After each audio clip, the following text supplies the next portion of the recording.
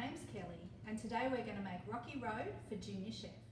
For this recipe you will need 500 grams of milk chocolate, 30 grams of coconut oil, 100 grams of mini marshmallows, 300 grams of clinkers and 200 grams of raspberry lollies. So first up we need to add the coconut oil to the chocolate. And we're going to put it in the microwave to melt.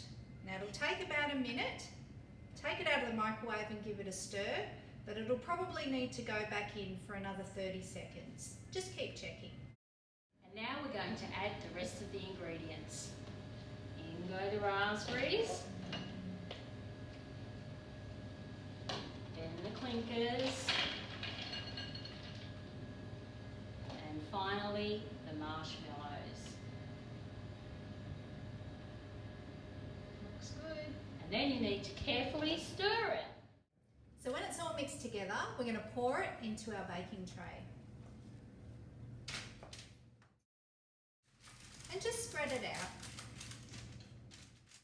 And now it's time to put it in the fridge until it sets. This could take up to about an hour. When your Rocky Road is set, you will need a grown-up to help you cut it up, or else you can just break it up into pieces.